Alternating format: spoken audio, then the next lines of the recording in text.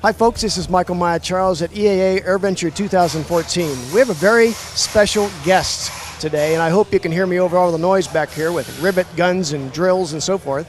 What we're doing is we are building an airplane in the EAA booth here in 1 week. We hope to have the airplane not quite flyable, but pretty close by the end of the week, yes? And I am very fortunate to sit here with a woman from Ghana. Her name is Patricia Mawuli Porter. Did I get that right? That's right. Very good. And welcome. Thank you. Thank you. Thank you. So tell me your background and how did you end up helping youth in Oshkosh, Wisconsin when you live in Ghana? I'm a pilot professionally and an engineer as well. So I come from Ghana in West Africa, and at home I build a lot of the Zenith CH701s, and at the moment building the Zenith CH801, which is four-seater version of the two-seat. And about a month ago, I heard about EAA AirVenture, of course. About 3 years ago, I was here as well, my first time. And so this year, when I heard there was going to be a plane being built, which is going to be the CH701 Cruiser, and they had different teams. They have a lot of leaders to lead the teams, but unfortunately, there was no woman in the industry who already builds aircraft. And when I heard this, I said, I'm more than happy to come and help. And since in Ghana, already a lot of my focus is on women, teaching them aviation and engineering, I said, I'm more than happy to come and help the youth do this. And this is why I'm here. Wonderful. So when you say engineer, is that the equivalent of an airframe and power plant license in this country? What does engineer mean? I think most people will call it mechanic. Yeah. Okay, so a mechanic, and I understand you're also a CFI. And I'm the only woman's flight instructor in the whole of West Africa. You're amazing. Thank you. But everybody tells you that, right? I think, yes, everybody tells me I'm amazing. Wonderful. That's really great. So you've come up here and you've now spent all these, this is Thursday, and you have spent the first 4 days of the week working in this booth every day. Yes. And what are you right. mainly doing? Well, when I first started, my work was to lead the youth to be able to build the horizontal section of the aircraft, which is basically the stabilizer and the elevator. And so we did that in like 2 days, and everybody was kind of surprised because they thought it was going to take longer to do that.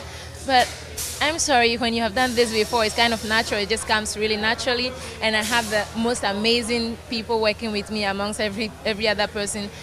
They are young people and they are very enthusiastic, they are into it, they want to build aircraft. So for me, that was really cool. And they paid attention, they were ready to listen, and I learned a lot from them as well.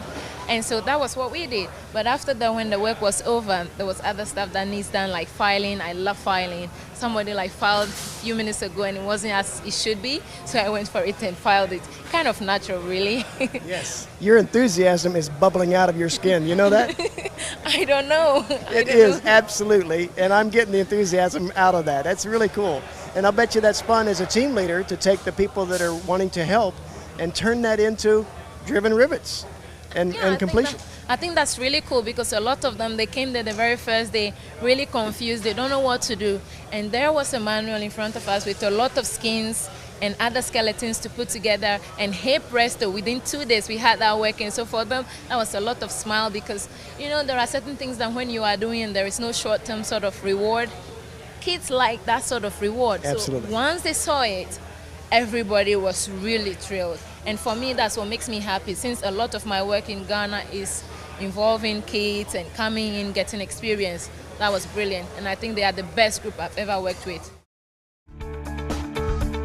The Evolution Flight Display System from Aspen Avionics delivers unique reliability and safety features to GA pilots and is truly the most flexible and affordable EFIS available.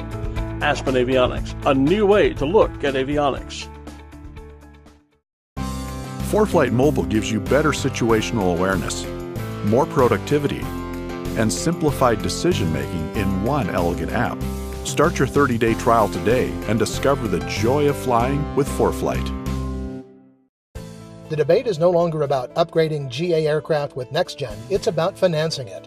The NextGen GA Fund is about doing just that. Find out more at www.nextgenfund.com.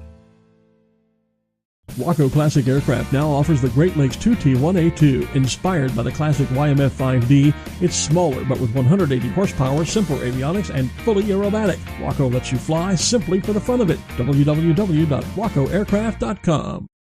So, you've built other Zenith airplanes. How many airplanes have you built? So far we have built 3 of them, working on the 4th one in Ghana at the moment. So this is our actual the 5th one we are working on at the moment, and it's brilliant. So you are an engineer or a mechanic, a Yes. certified mechanic, and also a CFI, and you get those licenses in Ghana? Everything in Ghana. And how does that work? There's not just a lot of that Well, in Ghana, I would suspect. Our aviation authorities actually have licensed us as an organization to be able to issue the license on behalf of them, because they know we have a good safety record and we make sure everybody gets what they need. And for us, when it comes to flying, we like a win-win game. We want everybody who comes there and give us a bit of money, they should know their money is going to doing something really good. And so they have that confidence in us, and we do that for them. But a country as a whole, aviation is not like cotton. But we think somewhere in the future, if we hang in there, over time, people will begin to see what aircraft can do, what they can be used for. And as a developing country, I think once they come to understand that, it will move forward really, really quickly. Absolutely. And how many airplanes are in Ghana? How many little general aviation airplanes? If you talk about general aviation aircraft, I will be honest with you, there are not many of them. I think there are less than 100 of them, less than 100 of them. And we are the only private aircraft operators in the whole of the country. Wow. And how big is Ghana for the people that don't know Ghana very well? Ghana has a population of about 24 million people. And so it's not a very big country, but when a lot of people hear about Ghana, they think it's a little city, but it's a huge country. So all of this is an awful lot of stuff to do in life. I mean, you're working on airplanes, you're teaching people airplanes. I understand you have a couple of NGOs that you're also involved Yes. in to bring this information and this passion that you share with a lot of people back into the community so that other people can benefit from that. Is that true? Oh, absolutely. The other organizations we have are like other NGOs, but we have only one commercial business, and every money that we make from there, we kind of divert straight into our NGO, like the like of Aviation and Technology Academy. Basically, we take students from other schools, focusing on girls, because women don't have many places in aviation. Because if you look at the history, gone were the days where the women were the ones in charge of building the aircraft instead of going to the war front and fighting and flying the planes. I believe women actually make a lot of better pilots than men. And the men watching me shouldn't be jealous, but that's what the world works like. And so we kind of focus in the women. We bring them into our workshop. We give them a 3-day or 4-day experience of engineering, building aircraft, building other things, workshops, and aviation. This is to boost their confidence, their courage, that women can actually do things that men can do, and we can do them better. Example is me, Melissa. There are so many other women. I met 3 Roses today. I mean, Rosie Derivatives, Yes. and they were really awesome. They saw me and they were kind of surprised that a woman is drilling. This is what we need. Women have their place in aviation, and it's high time we encourage our young people, especially the women, to go into aviation, because there is a place in there.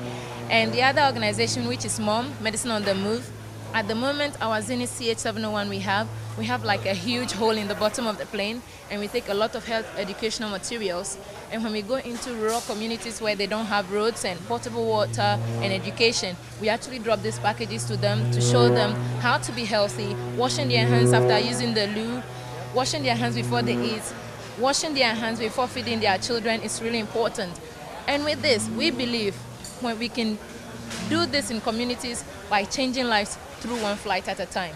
And the common route is an airplane, is aviation. An airplane, exactly. Aviation is really huge, and it changes lives. Well, you are doing amazing things, and I salute you. And I thank you for spending some time with us, because it's important to get the message out of what you're doing and let other people know that it's possible for them as well. Oh, thank you for having me. Absolutely. Thank If a you. woman from Ghana can get this done, think about how easy it is for most of us in the U.S.